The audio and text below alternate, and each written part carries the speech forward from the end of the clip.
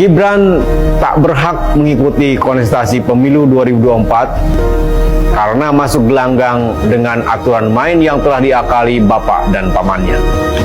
Sebagai kepala negara, Jokowi tak selayaknya mengacak-ngacak pemilu, mekanisme demokratis sebuah negara untuk menyaring pemimpin. Sikap Jokowi yang berlagak pilon, antara lain menyebut aturan harus ditaati dan semua pihak harus menghargai tahapan pemilu, merupakan hipokrisi yang layak dikecam. Prabowo Subianto yang manut pada skenario Jokowi membuktikan ia bukan seorang negarawan, melainkan hanya pemburu kekuasaan.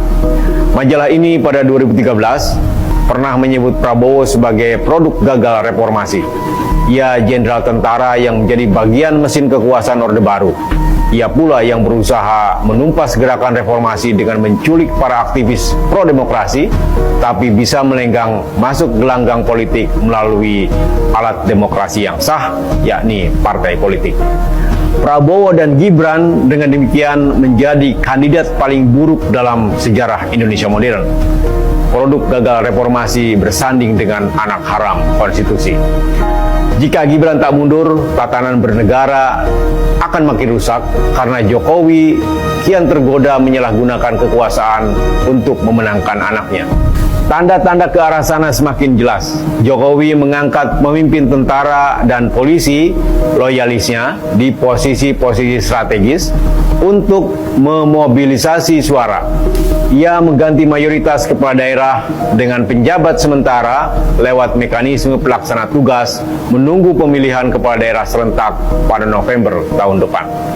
Tentara, polisi, dan birokrasi adalah senjata ampuh menggiring massa dan opini publik agar memilih anaknya.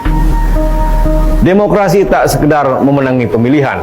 Demokrasi adalah sistem politik untuk menjaring pemimpin lewat mekanisme yang fair dan transparan. Prabowo dan Gibran jelas diuntungkan dibanding dua kandidat lain karena didukung Presiden Jokowi. Jika terus meladeni hasratnya melanggengkan kekuasaan, Jokowi akan dikutuk sejarah karena membawa Indonesia kembali ke era otoritarianisme. Simak opini dan liputan selengkapnya di majalah.tempo.com.